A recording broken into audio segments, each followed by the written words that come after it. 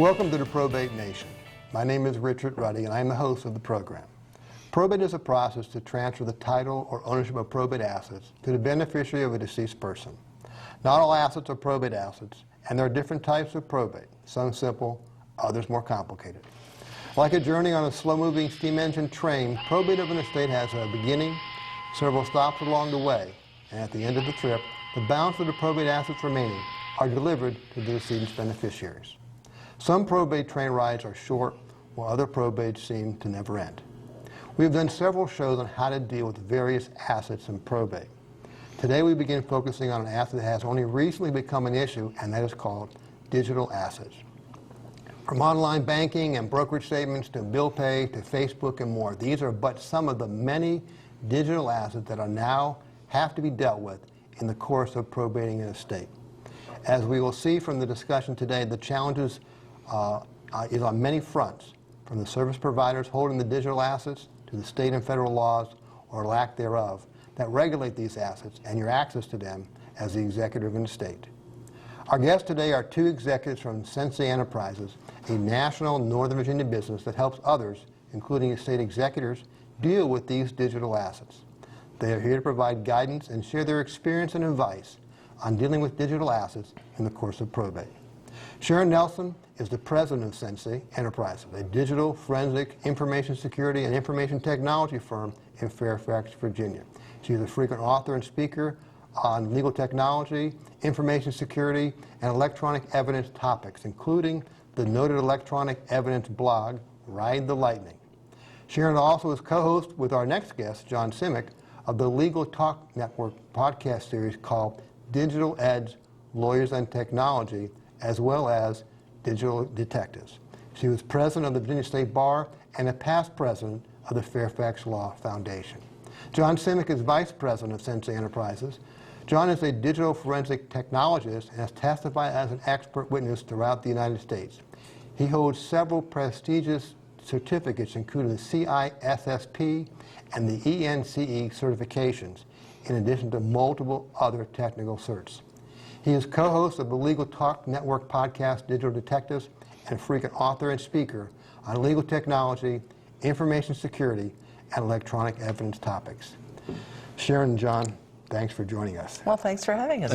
You guys really have quite a resume. Yeah, it took the whole show. It did. Well, we really truly are facing the beginning of dealing with some very challenging topic, which is digital assets. It's just come on the front here in the last 5 or 10 years. Tell us about what are some examples of digital assets, Sharon? Well, there are a lot of examples, so we couldn't take the whole show doing that. But some of the examples are domain names, which can go for millions of dollars on the open market. Your social media accounts that you have, those would be some.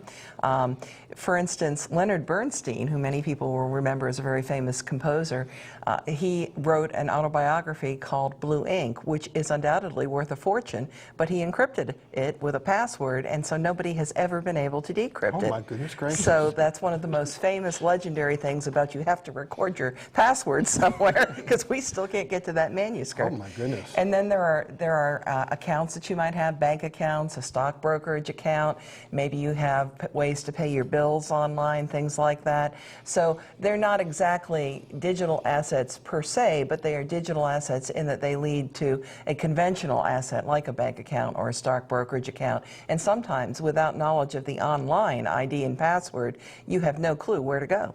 Yeah, it could be more true. And of course, I hardly can remember my password and user ID from one day to the next, it seems like. Well, that's our first tip, is get a password manager. Well, John, let's turn to that. Access to the digital assets. What's the most challenging issue that faces executors when they come to deal with these digital assets? I think the biggest one is the logon credentials. How do you gain access to it? Because not every system or provider uses the same kinds of information. You may use an email address as your login ID for one, but yet it's a string of numbers for another one. So, and there might be even more than just the password to gain access to it as well. So it's that login credentials and the way that you access the information is extremely critical, because as Sharon's example was if you don't have a piece of it, you're not going to get to it. So you need the whole story. Yep. Now, I mean, a lot of people think, well, if I have the user ID and the password, that I'm good to go and I can get to stuff. Is that true, though? Technically, maybe, but then there's then there's the legal side You're of it. not giving me a lot of comfort with that answer. And I'll let Sharon deal with the legal stuff, but the terms of service may not allow you to do that. Facebook, particularly, a lot of folks are familiar with Facebook. Just because you know the user ID and the password to log on to a Facebook account, you do not have the right to do that if it's not you. So it's things like that. And every provider has different rules, different terms of service. So just because you have the login credentials doesn't mean that you at least can legally access. So the terms of service become very important. So can you explain to us the importance of how we can appoint somebody to be able to access these things under the terms of service that might apply to that particular digital asset? It varies by service, by provider. By state law. As well. Some state laws override. Very frustrating. Yes, it's a morass. It is truly a morass today. Yeah, so it's that depends answer, which nobody likes to hear, but you really need, and not all providers are explicit in the terms of service as to what you can do. Facebook is very good, and it says, no, you can't do this, da-da-da, but some are kind of silent, on them. Some take your airline miles. What happens when somebody, and that's got some value to it. Some airlines don't talk about that at all. Other airlines say, nope, you can't transfer it upon death at all. And some say, we're going to do it case by case. So that is not giving me great comfort at all. Well, Sharon, let's talk. We're dealing with probate. What are some of the common mistakes that are made in dealing with digital assets in the course of probating an estate? Well, I think the starter is that we didn't get a law in Virginia until 2015, not one that had any breadth. So it's all new, and the lawyers don't even know. So we go out and we educate lawyers, or they come in and we educate them, but they don't know. And so they make mistakes because they don't know the law. They don't know enough to compile an inventory of assets. They don't know enough to go look at the state law. They don't even know that forms that you and I have talked about on the Supreme Court website, they don't even know they exist. And it would probably never occur to most lawyers who hadn't been through this that they may need to go to court to get a court order in order to get to the digital assets. That's really particularly frustrating. It is, and it's hard on the people who are involved in the estate, because it's like, why don't these lawyers know? Isn't this their job? But it is brand new. We're just a little over a year since we passed our comprehensive law here in Virginia, which is a terrible law. And you say comprehensive, but you say that guardedly. Guardedly. I don't like this law. We are a rogue state many times, and we were a rogue state in passing this law. Other states have a much better law, and I prefer that one, but that's not what we chose to do. I understand. Well, what are some of the to-dos that an executor should undertake, in probating digital assets? Well, the first thing you got to do is find the assets, and that's harder than you might think, because no one person might tell anyone all of their digital assets, so there may be no list, and there may be no list of passwords, so they may not have that. Of course, you want to go looking in the will or trust or whatever for language addressing digital assets, because that may have a bearing. If you find some of the assets, you may need to go look at the terms of service. You may need to find what, if anything, the Virginia law, how it harmonizes or does not harmonize with the terms of service. It is, as they say in the movies, complicated. It sounds like a lawyer's dream. Yeah, absolutely. So there are a lot of things you have to do, but you can't go stomping first over the terms of service. So for instance, you might think, well, I'll go in, I'll change the password. Well, that may not be allowed, and in fact is not allowed under many of the terms of service. So you've got to come at things a different way, and sometimes if you just notify a provider that somebody is deceased, they'll terminate the account, which is not at all what you intended. Oh, it sounds like if you don't proceed cautiously, you could create unintended harm. You could, and people have.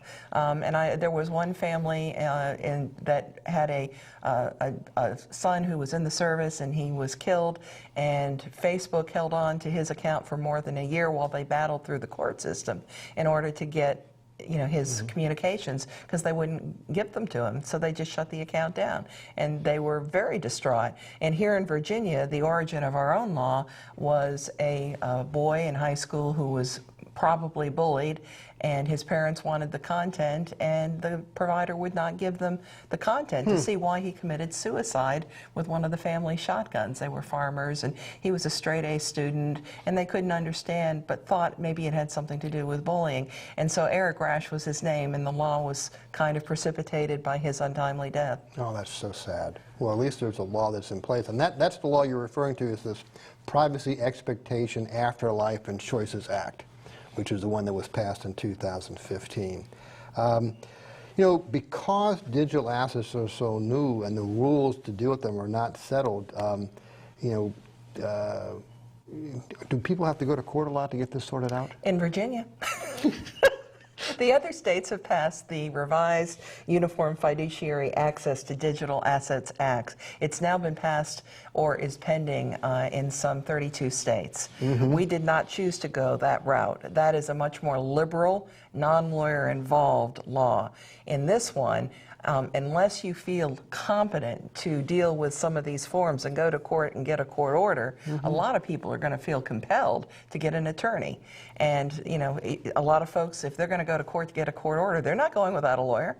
No, So of course not. that's Especially, what they're going to do. and probably not without a technology person right by their side. Well, the lawyers call the technology people kind of in the background. They don't want their clients to know how little they know about the technology. No, okay.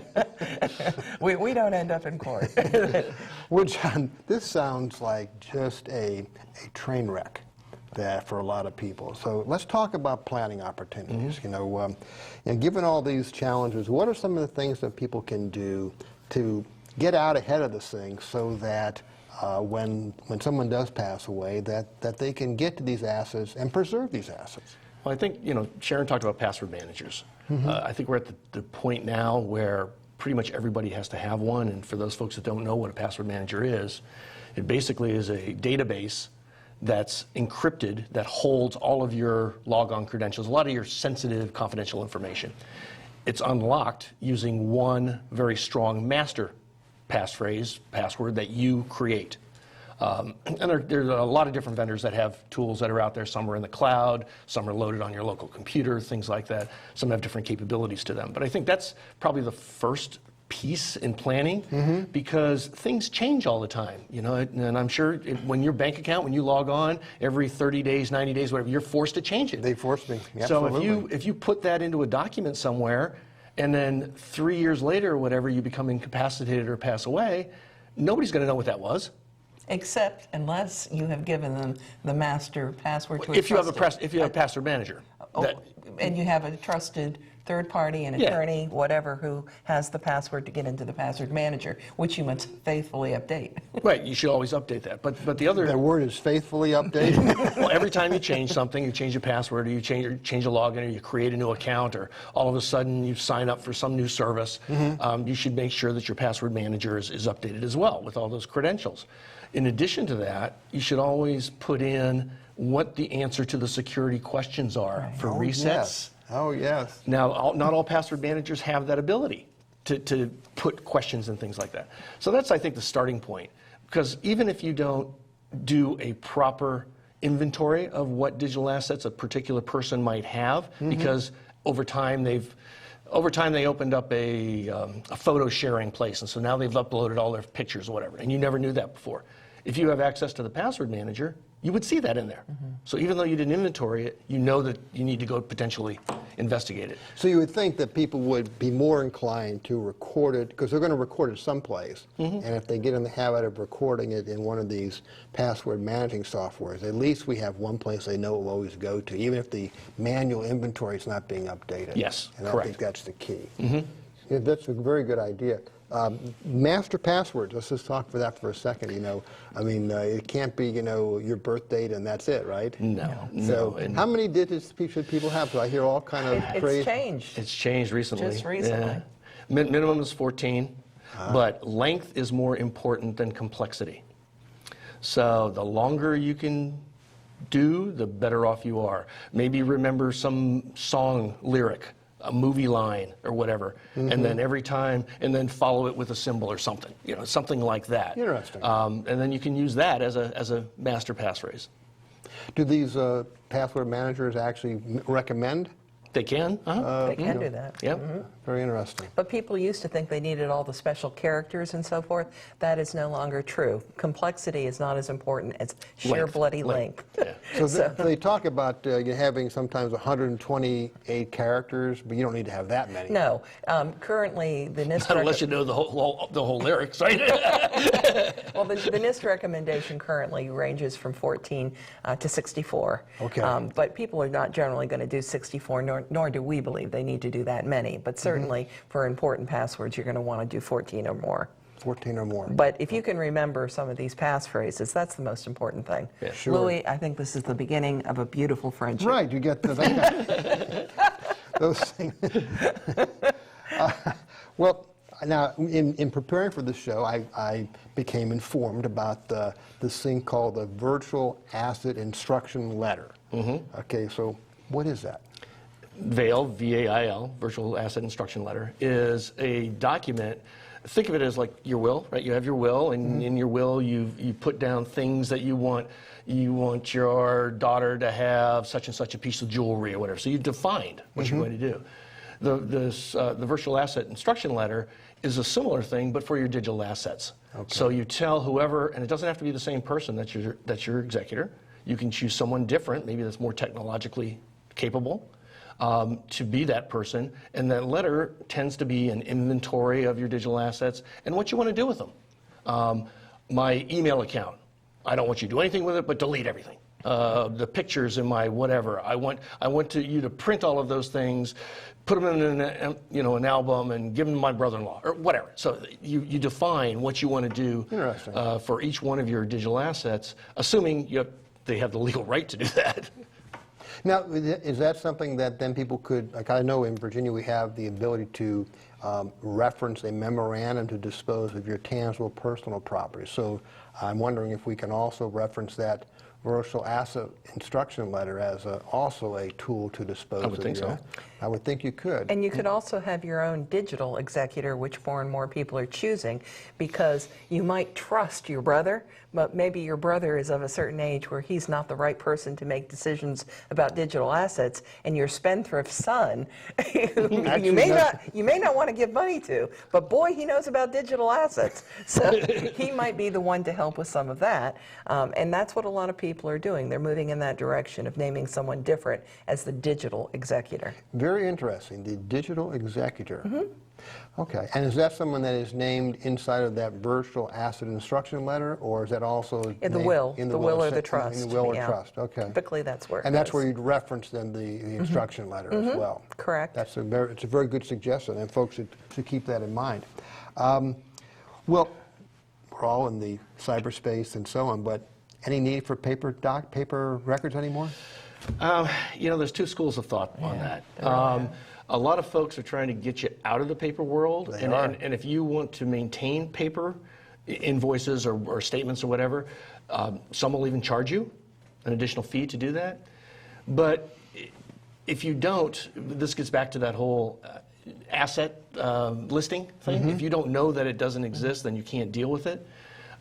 So if you continue to get paper documents, then as you're going through someone's belongings, you might find an account or something that wasn't in that password manager or wasn't in that listing. Yeah. And we actually have a story about a friend who does a true story from Northern Virginia, where the husband did everything online, absolutely everything. And when he died, his wife was helpless. She knew none of the passwords and IDs. She knew nothing.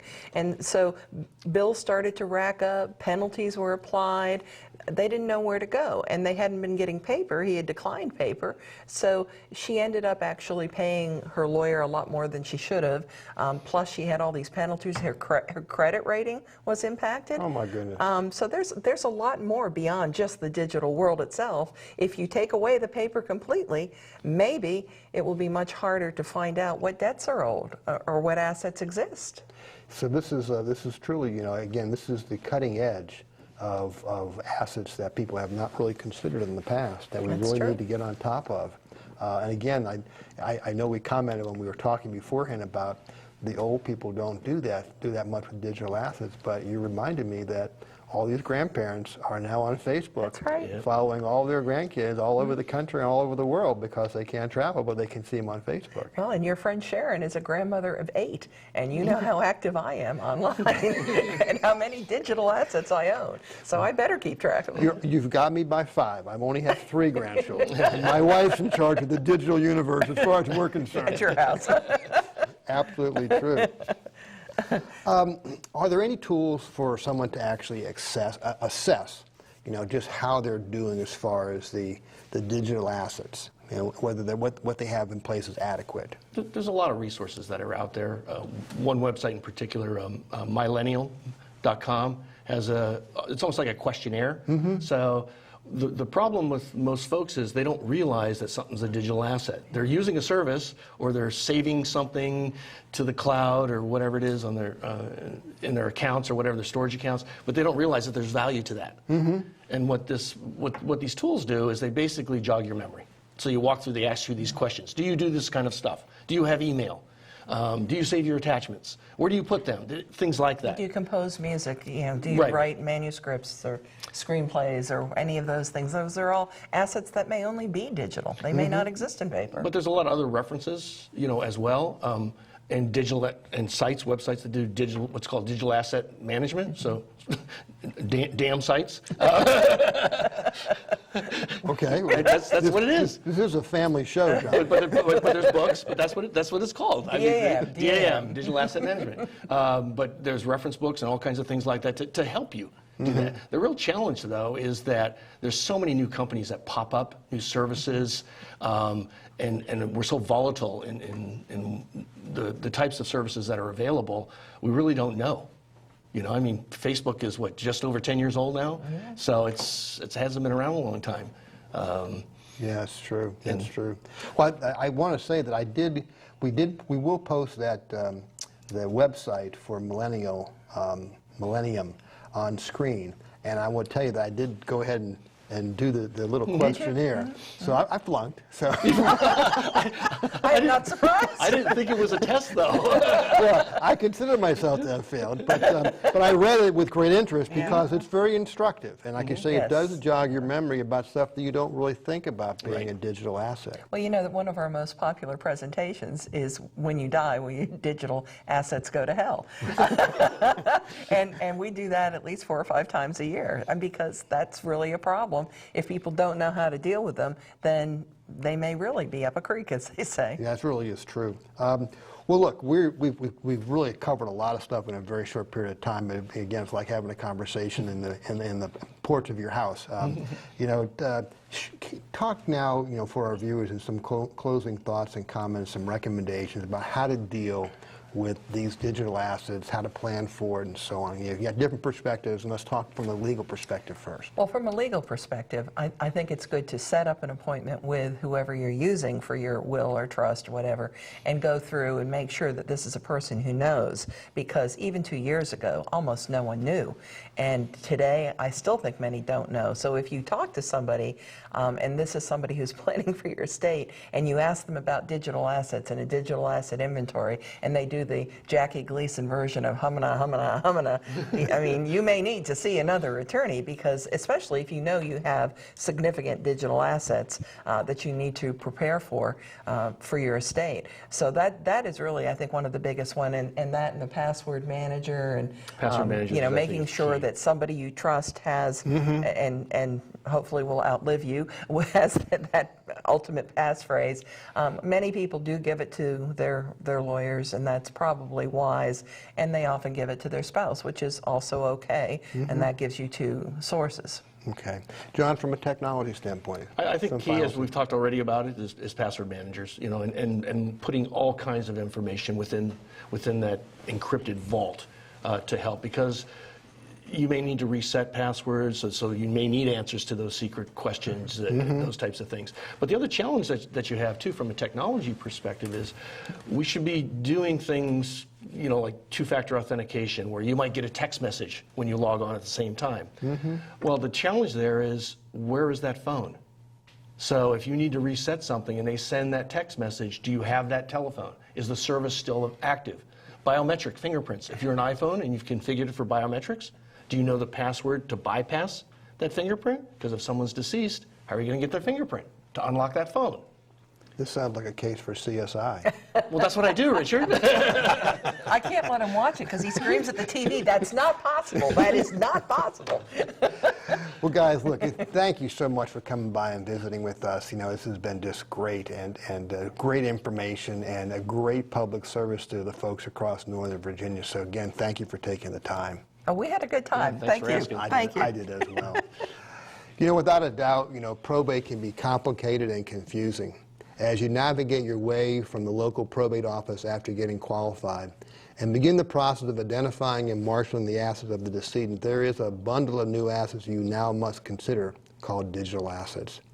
Identifying what digital assets the decedent had, gaining access to information retained in a digital asset, and dividing and distributing certain of those assets to beneficiaries are but a small sample of the challenges you face in dealing with this new bundle of assets. Complicating your work are the unfortunate facts that ownership, access, and transfer of digital assets is handled very differently by each of the providers. And lawmakers are only beginning to get their hands around these assets and how to deal with them when someone dies. Be patient. Encourage your loved one to do some pre-death planning to facilitate your work as executor.